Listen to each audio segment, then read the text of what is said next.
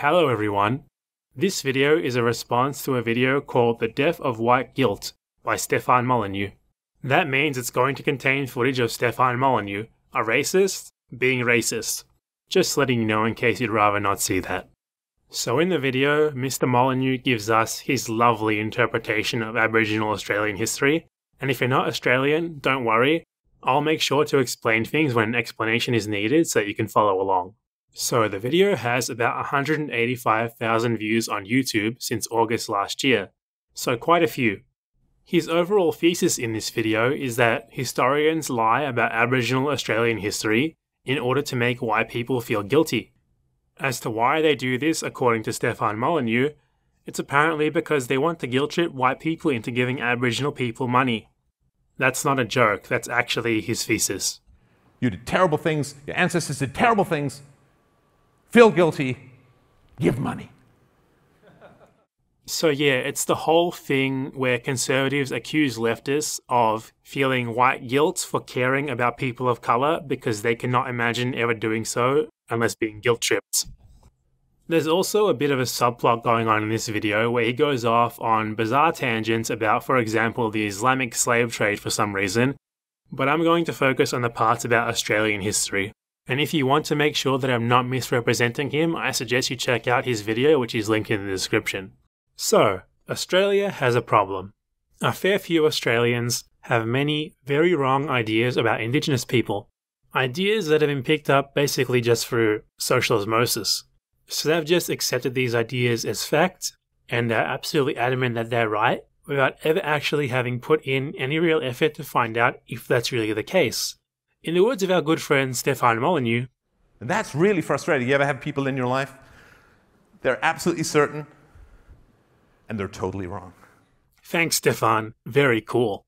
So, whenever something is discussed that's related to Indigenous people, anything really, and I mean anything, these people get very uncomfortable and they perceive the discussion as some sort of personal attack against them.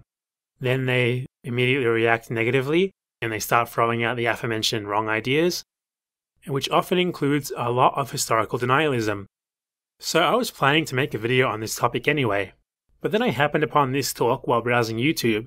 I quickly noticed that Stefan, despite being a Canadian who was only in Australia to make money off selling tickets to people who I'm sure are exemplary individuals, sounds exactly like just about any random Australian historical denialist. So that was convenient. So, let's see what the, and I quote, master of the argument has to say. So, I did want to look into the Aborigine culture.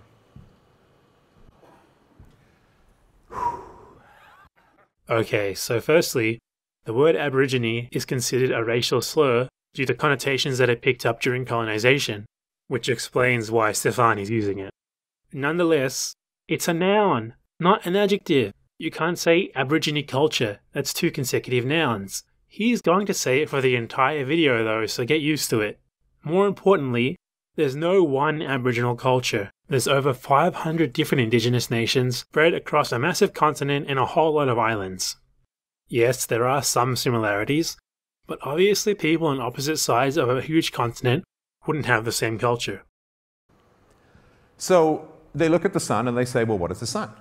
And I found that there's this fairly common myth in the Aborigine culture. So the story is that there was a crane and an emu, and they were fighting over an egg. And the crane took the emu egg, threw it into the sky, where it exploded into fire and stayed as fire, and everyone was like, wow, this is cool. Because before, you see, we had to live by the light of the moon. See, there's your first clue. The moon has no light. So without the sun, you don't get the moonlight. And then the gods, or the ancient ones, the up there guys, they were like, wow, that's really cool. We should do this every day. So they decided they would gather their wood in heaven or up in the sky. They'd gather their wood and they'd set fire to it and light it, and then you'd get the sun. And they would do that because they saw the morning star. Now the problem is, if it's cloudy, apparently, the gods can't see the morning star. So what happened was the Kookaburra bird had to call out. So this part of the story is correct. There is a myth that roughly does go like that. So the Kookaburra bird would remind the gods, wake them up. So then, you see, the Aborigines said, it is now forbidden to imitate the call of the Kookaburra bird. You're in trouble. I just drew you into a blasphemy. Because you see, if you imitate the call of the Kookaburra bird will become offended, will not call out, and then it's eternal darkness forever and ever and ever. This last part, however, is extremely wrong. As most Australians learn in primary school, the word Kookaburra comes from an Aboriginal word which itself is an imitation of the Kookaburra's call. There's also dozens more words in other Aboriginal languages where the bird's name is also an imitation of its call. So name a few: Akabura, Arangang, and Guguraga. Every time they say these words, they'd be imitating its call. I don't think it's possible for Steffi here to be any more wrong. But hey, I'm actually just going to let that slide, because the argument that he bases off this is just kind of ridiculous anyway. So, no free speech as far as that goes. Okay, so let's look at how he got from point A to point B. Imitating the call of the Kookaburra was taboo, therefore, Aboriginal culture didn't allow free speech. What? That obviously doesn't follow at all. He nonetheless seems very confident that he's proven his conclusion when all that he's done is just kind of make a massive logical leap from people couldn't imitate the call of one bird to there was no free speech. I remind you, this is a guy who calls himself a philosopher and who the right wing venerates as some sort of god of arguments. Here's a bit of a spoiler here. He uses this conclusion to form the basis of most of the rest of his argument. So not only is he entirely wrong about the story, but the foundation of everything that follows is also wrong.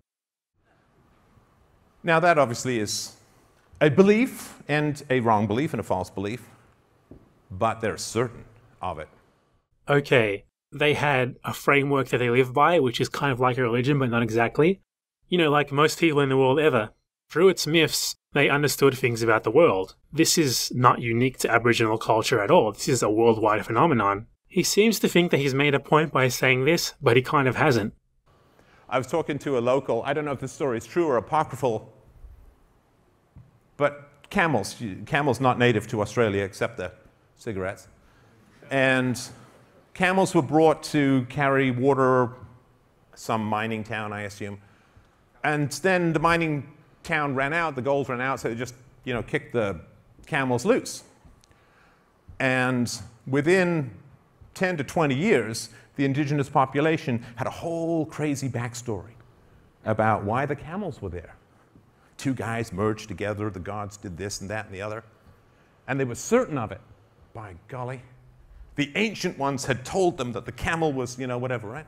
And then people came and said, no, they were brought across in ships, and here's the, no! All right, stay with your certainty. With such a reliable source, it's probably not a surprise that this is a complete fabrication. For some background, Afghan immigrants introduced camels to Australia back in the 1860s, which they would use to transport goods long distances through the inhospitable centre desert of the continent until the 1920s. The camels were only released and a feral population was only started then, in 1920, not because of something in some mining town. Indigenous people also regularly mingled, traded, etc. with these Afghan cameleers from the very beginning in the 1860s, to the extent that many of them actually intermarried. So obviously they knew where the Afghans were from and they knew where the camels were from because they knew the Afghans. So this story is just made up. So you have a culture, the West, which has doubt, which will not be satisfied with magic as the answer, or socialism. Actually, no, socialism, well, we'll get to that. All right. So we have a culture which is doubtful and a culture which has certainty, 150%, no doubt. So let's get this straight. Based off the previous two stories, one of which he got wrong and the other of which he probably made up, he's concluded that Aboriginal culture had no concept of doubt. What? Even if these stories were true, his logic just doesn't follow at all. You need a lot more than that to prove such an extraordinary claim. Yet he's nonetheless absolutely certain that he's right. This is a guy who self-published a book named The Art of the Argument. Yeah, okay. And there's totemism and animism, right? So animism is everything has a soul, everything is alive, everything has a presence and a being and so on. Totemism and animism, right? No. Indigenous people did not practice totemism or animism. Nicolas Peterson examined this idea in a journal article in 2009. He concluded that evidence for the idea that Aboriginal people believe or believed the world is full of persons is lacking. And one foundational aspect of this whole worldview of the Aborigines is called the dreaming or the dream time. It can't ever be changed. It can't ever, ever, ever be changed. It is certain, it is written, it is absolute, and doubt is not allowed. So the dreaming, which is the proper name for what he calls the dream time here, is similar to a religious framework.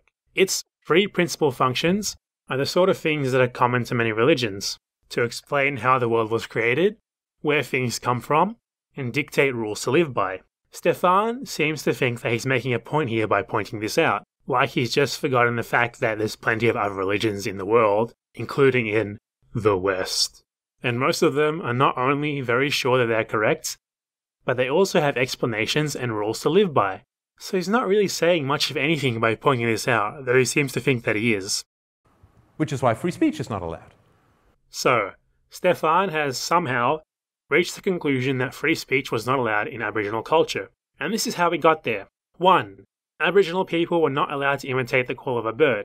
2. Aboriginal people had a mythical explanation for the origin of feral camels and refused to change their minds, both of which are wrong. 3. Aboriginal people had a belief system. For him, that's it. It's proven. They had no free speech. Done. I honestly don't even know what to say to that. It's nonsensical. None of it follows at all. I find it difficult to believe that there are people who paid money to see this man speak in the crowd, and they're all probably nodding along to this and thinking about how profound it is. How? Now, I have no doubt that over the 40,000 plus years that the Aborigines lived in Australia, that they had, erupting from time to time, as happens in all societies, I believe, throughout the world, throughout history, you have the geniuses. Up they come, like the aforementioned gophers. And every culture has a different relationship to the people who ask uncomfortable questions, right? So the people who ask the uncomfortable questions in the Aborigine culture were probably killed. Okay, so smart Aboriginal people were probably killed for asking questions because they didn't have free speech. He never actually did anything to show that they didn't have free speech, nor has he done anything to show that Indigenous people killed their geniuses, other than act with undue confidence while stating that they did. So he qualifies this with probably right, but he's going to take this as a fact for the rest of the video, and remember that it's going to be relevant later. At this point, I'm honestly kind of gobsmacked. I've never watched Stefan Molyneux before this video, and so far this has been unspeakably stupid. All he's doing is saying things that he made up, but doing so very confidently. His conclusions have about as much of a basis as me saying that, say, Stefan Molyneux probably had his lower rib removed. Though with how much he loves himself, that might just be true. So that's how you deal with people who ask uncomfortable questions. So what you get out of that process, where we have lies that are considered to be the physics of reality, and anybody who questions those lies gets killed, you get certainty. And you get stasis, stagnation. Nothing changes, nothing grows, nothing evolves. Anybody who steps out of line gets killed. So the line never changes direction, never grows, never alters. So yeah, he keeps repeating it. As far as he's concerned, it's already been proven. He says this about a dozen more times throughout the video, so I'm just going to skip it now. The dreaming, this metaphysical relationship they had with reality, it forbade the alteration of their environment. That's part of the animism as well, like everything has a soul, everything has a spirit. So this is extremely wrong. Many different groups of Aboriginal people all over the continent drastically and deliberately altered their environment all the time. The prime example of this is the practice known as fire stick farming. they would carry out controlled burnings of forests, which would then promote them renewing as grassland in the near future. This grassland would then attract lots of grazing animals, such as kangaroos, making hunting much easier. So they'd move in an established pattern within their land, burning forests as they went, to ensure that there would be plenty of food when they got back. So they very much did not forbid the alteration of their environment. If anything, they practiced it extensively. Which meant no agriculture. So our friend Stefan keeps doing this thing where he says something very wrong and then makes a conclusion based on that. This time, guess what? It's all wrong again. At least some Indigenous people practice agriculture and aquaculture. We have primary sources from settlers themselves attesting to Indigenous people who farmed yams, for example, with seed storage houses and all. Explorer George Gray, upon first visiting the area now known as Victoria, wrote, "We saw yam fields that extended east and west as far as we could see. The whole of this valley is extensive yam ground."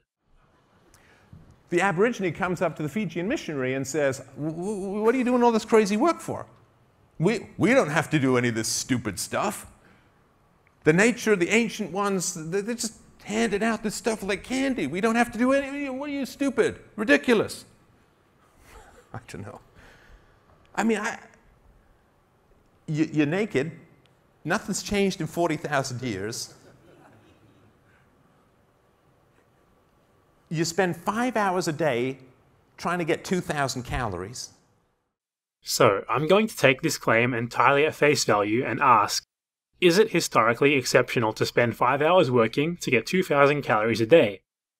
Well, it turns out that at the end of the 19th century, male British industrial workers worked 10 hours and consumed an average of 1,800 calories a day. Americans worked about the same hours and consumed an average of 2,300. So yes, it was historically exceptional, exceptionally good. Using Stefan's own numbers, Indigenous Australians worked half the time for the same caloric intake. So in his attempt to make Indigenous people sound unsophisticated or whatever, he's gone and made it sound like they actually had things quite well in comparison. That's a pretty stunning own goal. You're so malnourished that according to the skeletons that have been unearthed, up to 80% of children had 2 to 3 stall lines in their growth, which means severe malnutrition. I searched far and wide for this stall line term that Stefan uses here.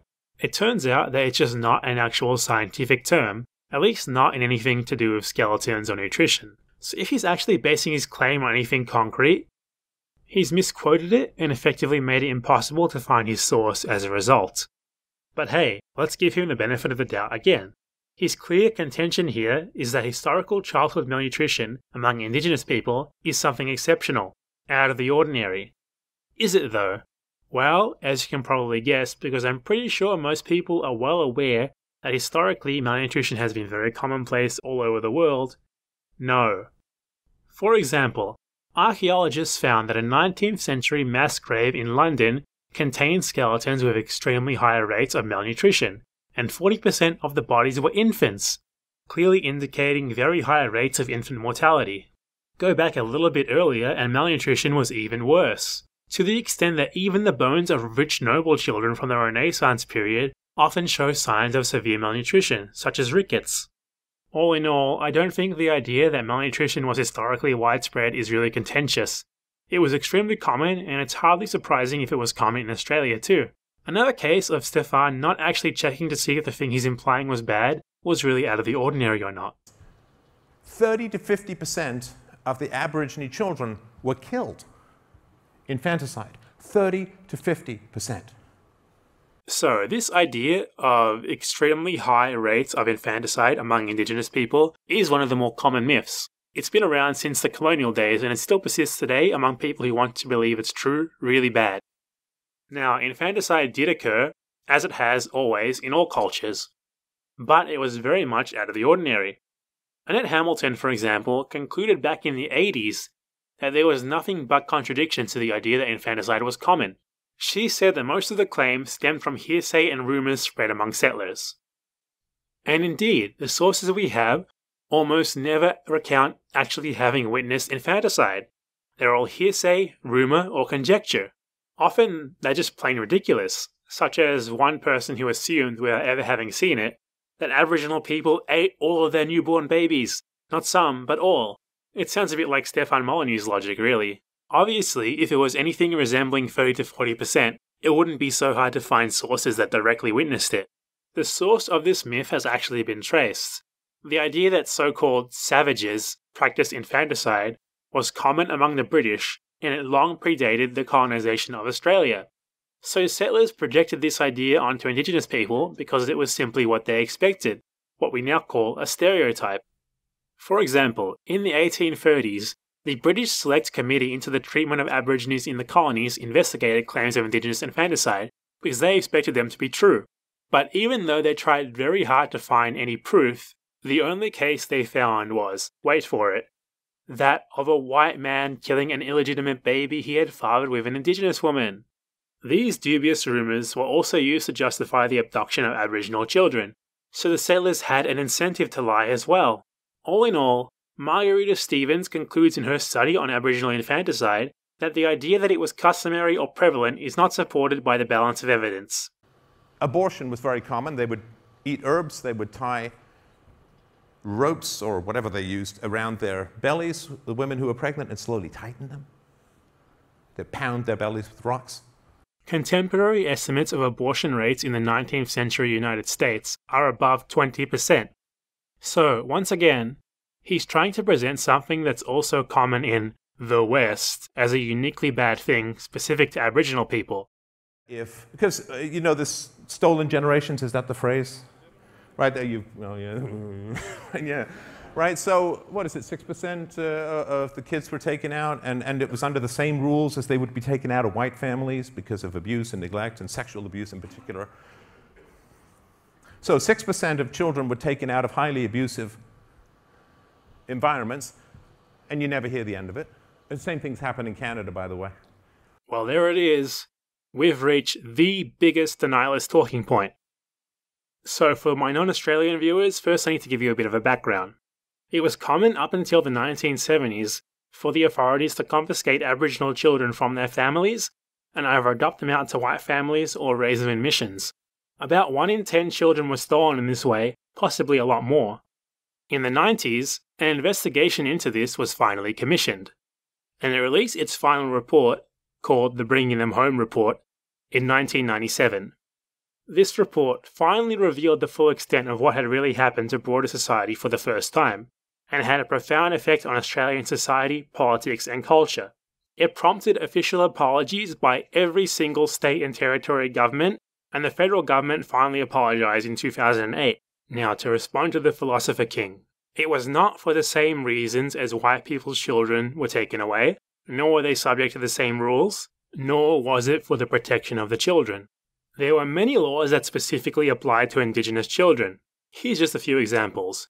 In Western Australia, the Aborigines Act of 1905 made the state the guardian of any Aboriginal child under the age of 16, and this was later raised to 21. Yes, that's right. Aboriginal people had no legal parental rights. This remained in force until 1963. There was an almost identical law in South Australia under the Aborigines Act of 1911. In Victoria, the Aborigines Protection Amending Act 1915 gave the state the power to confiscate Aboriginal children without having to prove neglect before a court. I wonder why that might be. Now that's just a taste of it. There were plenty of other pieces of legislation that either applied specifically to, or were specifically directed at, Indigenous people, and especially their children. So, obviously, Stefan is wrong. The rules weren't at all the same as those that applied to white people. So, why did they want these specific rules for Indigenous people? Well, they were nice enough to tell us that themselves. Orbor Octavius Neville was the Chief Protector of Aborigines in Western Australia. This was the highest authority in the state in regards to Aboriginal people. He said in 1937, "Are we going to have a population of 1 million blacks in the Commonwealth, or are we going to merge them into our white community and eventually forget that there were ever any Aborigines in Australia?" His counterpart in South Australia said, "Children should be committed to state care, where they will be educated and trained to useful trades and occupations, and prevented from acquiring the habits and customs of the Aborigines." and from Cecil Cook, the chief protector in the Northern Territory, generally, by the 5th and invariably by the 6th generation, all native characteristics of the Australian Aborigine are eradicated. The problem of our half-castes will quickly be eliminated by the complete disappearance of the black race, and the swift submergence of their progeny in the white. The Australian native is the most easily assimilated race on Earth, physically and mentally. So this sums up the goal of the stolen generations: biological absorption into the white population. Take the children from their parents, deprive them of their culture, ban them from associating with their people, encourage them to marry a white spouse, and continue this for generations until there's no visible vestiges of Aboriginal culture or blackness remaining. And look, they even made us this nifty diagram to demonstrate their goal for us. This is clearly genocide according to the definition presented in the UN Convention on Genocide, which Australia was, get this, the first country to sign. In the present convention, genocide means any of the following acts committed with intent to destroy, in whole or in part, a national, ethnical, racial or religious group, such as forcibly transferring children of the group to another group. So all in all, saying that the stolen generations were just a case of protecting children from neglect requires that you ignore what the people who carried it out openly said about why they were doing it. When I started looking into the Aborigine history, well, it's kind of controversial, as you may have heard, right? So starting in the 60s, there was this conflict between historians, the old school historians, the new, obviously leftist, maybe even plain Marxist historians. So, according to the master of the argument here, if you stop whitewashing history and acknowledge the fact that things actually happened, you must be a Marxist, I suppose. Contrary to his assertion, though, the leading figure of this shift in Aboriginal historiography in the 60s was not a Marxist, it was a conservative, William Stanner. Stanner coined the term the Great Australian Silence to describe the way that academics of the time just ignored Aboriginal people and the atrocities committed against them when writing colonial histories. That's a slightly inconvenient fact, isn't it? They have this wonderful thing, this leftist historians. What they do is they wait until everyone's dead, and then they slander the living crap out of them because they can't get sued, because they're dead. And so they began going back to the 1920s and talking about, and even further back and so on, and they were talking about how brutal and horrifying and horrible the occupation was. You all know the story of the genocide and this and the murder and blah, right? This just in. Historical research is now slander. A pretty interesting take from a guy who considers himself a historian. And it's a problematic case to make, for sure. There's one estimate, you probably heard of this, that in Queensland it was 10,000 Aborigines who were killed. And a professor, very good professor, started looking into the sources for all of these claims. And it was interesting what he found. He found that the estimate of 10,000 came from no records. The professor he's talking about here is Keith Windschuttle. Windschuttle isn't a professor, nor has he ever been because he never received a PhD, so he's not actually qualified to hold a professorship. Nonetheless, Windschuttle is a right-wing historian whose entire shtick is to deny everything, and his work has been thoroughly debunked by other historians, including other conservative historians. And yes, a few times he did actually find some bad citations, but some poor citations does not prove that there weren't massacres or that there wasn't a genocide. And just as a side note, Windschuttle's own work has been scrutinized, and he has dozens upon dozens of terrible citations that do not even say what he says they do. He also routinely ignores anything that contradicts his narrative, so he's not exactly a reliable guy here. As far as massacres go though, Professor Lyndall Lyon, who is a real professor, has an ongoing project to map the massacres of 6 or more people from 1788 to 1930. He's identified more than 200 massacres of Aboriginal people by settlers. Even if we say, for example, that half of these never happened, that would still be 100 massacres. So I think it's safe to say that a whole lot of massacres occurred. It's also reasonable to assume that more massacres happened that were covered up and that we just don't know about. I'll show you one of these that was only recently uncovered in a second. The estimate of 10,000 came from no records, of course, right? I mean, not only did the Indigenous population as a whole not have a history of a written language, but they don't speak of the dead. Okay, I really don't understand why Stefan seems to think that the only way that we could know about massacres is if Aboriginal people wrote about them, because we mainly know about them because the colonists wrote about them. How did he not think about this? But just because he mentioned that, we actually do have massacres that have been confirmed by forensic evidence based on Aboriginal oral histories. For example, the Sturk Creek Massacre. The only survivor of this massacre in 1922 told their people what had happened. This story was then passed down to the present day orally. In 2017, these Aboriginal people were able to lead archaeologists to the site of the massacre. Here, they found bone fragments with clear evidence that someone had burned them in an attempt to hide the bodies.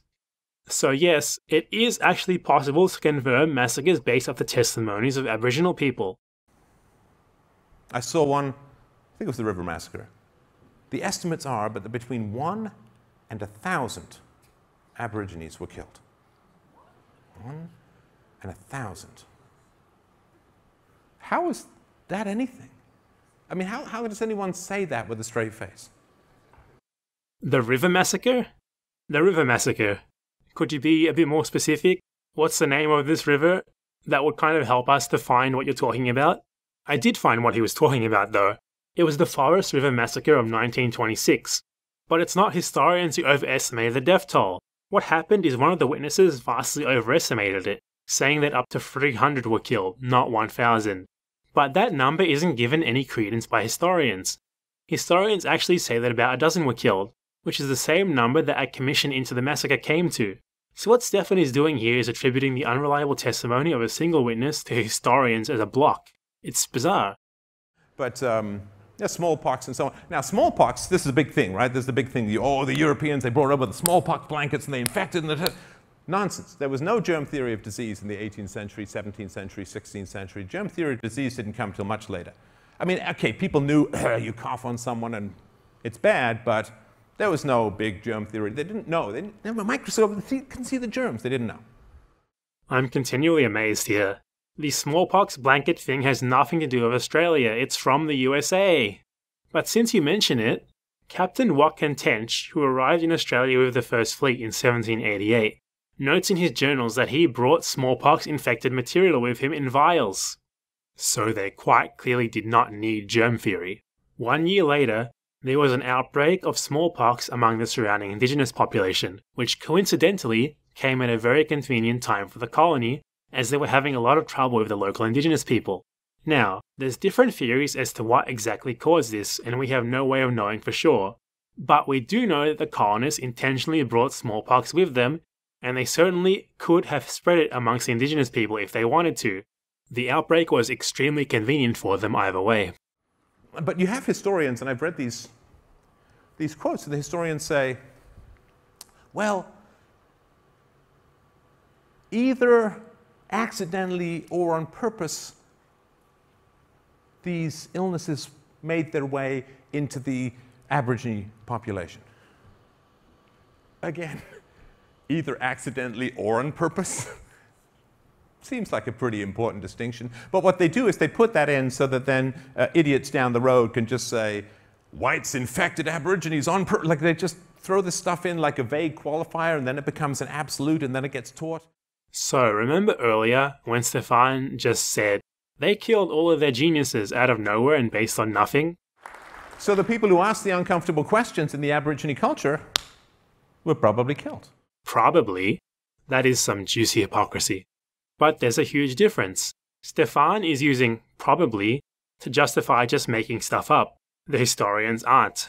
To explain this, historians often make arguments based off circumstantial evidence. You see, history is not a court of law. You don't have to prove things beyond reasonable doubt. As often, there's just insufficient sources to form definitive conclusions. So you try your best to fill in the blanks. But just because these arguments can't be certain, it doesn't follow that the opposite, in this case it was an accident, must be true by default, as that's not definitively provable either. So rather than picking a side, they acknowledge the fact that it could have been intentional or accidental. This is entirely regular practice.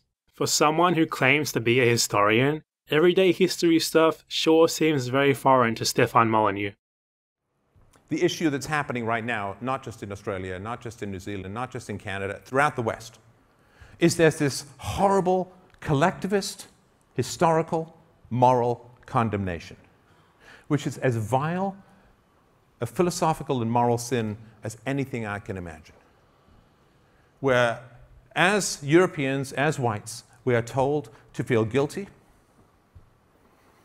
for things that other white people did hundreds of years ago, a lot of which is not even proven. We are told to feel guilty for all of the bad things that happened, but we're not supposed to feel any positive emotions for all of the great things that happened. Nothing but shame. Nothing but self-derision, nothing but self-contempt, nothing but self-hatred. Isn't that the invitation that is constantly played out to us? You did terrible things, your ancestors did terrible things, feel guilty, give money. We've turned into these giant collectivist, blood-stained vending machines of white guilt. Boom, boom, boom, money, money, money. So, finally, we've reached the point of all of these extraordinary claims made with no justification, and all of this flagrant historical denialism. Stefan's overall argument is that the reason historians properly research and write about historical facts is because they want to make white people feel guilty. It's just the white guilt insult that's used by conservatives against white people who dare to show sympathy or compassion to people of colour. So as someone who studies Aboriginal Australian history, I have something to say about this. I'm a white Australian. I acknowledge all of this history without whitewashing it one bit because it's just what happened. And guess what? I don't feel guilty about it at all. Why would I? It had nothing to do with me. But there were many injustices, and these injustices still affect Australia today. For example, historical factors play a huge part in the gap in welfare between Indigenous Australians and other Australians. And I think this should be kind of obvious because Aboriginal children were still being kidnapped as part of a genocidal project just 40 years ago, within living memory for many millions of people. So yes, I acknowledge the overwhelming evidence, and I believe that it's important that our country works with Indigenous people to ensure better outcomes for them. This isn't because I feel guilty. It's because I have something called moral principles. I care about other human beings. I feel sympathy and compassion. Maybe conservatives don't, I don't know. You know who actually does feel guilty though? It's not leftists, it's the right-wingers. Because they identify personally with the people who carried out these historical atrocities. That is why they get so uncomfortable when it's brought up. That's why they take the discussion of history as some sort of attack on themselves. Their immediate response is denial, because denial is one of the most common reactions to feelings of guilt. This is a self-inflicted condition. No one is forcing you to tie your identity to heinous criminals. And whatever good you think they did, it doesn't matter. When you murder, when you kidnap babies, when you attempt a genocide, that is how you deserve to be remembered, nothing else. For others though, it's deeper and it's more insidious. In the case of Mr. Stefan Molyneux, his fans and others like them, they know deep down that these things really happened, but they don't actually think that the atrocities were bad. At the very least, they think that the ends justify the means, and at the other end, you've got people who believe that killing Indigenous people is a good thing. Molyneux expresses the ends justify the means idea in this video actually, such as in this bit from earlier. Aborigines had Australia for 40,000 years. Europeans have had Australia for less than 1% of that time. Less than 1% of that time. And you have made a paradise out of a desert.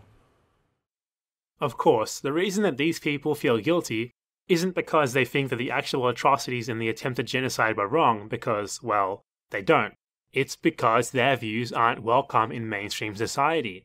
They're made to feel judged, attacked, ashamed, etc., and all of this leads to guilt. They're not comfortable voicing their pro-genocide views openly, so they instead obscure them behind denialism while throwing in justifications, such as Molyneux did here. This also isn't socially acceptable, but it's still a bit more so than coming out and actually admitting that you think that the mass murder of black people was good. But hey, aside from the fact that these people exist, this is all actually great. It's exactly what should be happening to racists like this. They're small, they're weak, they've been shunned, and they will continue to be. That is why they feel so much white guilt. Thanks for watching. If you enjoyed this video, consider subscribing to my channel, following me on Twitter at BadEmpanada, checking out my other videos, liking, commenting, etc. I'll be posting more videos in the near future, so look out for those. See you later.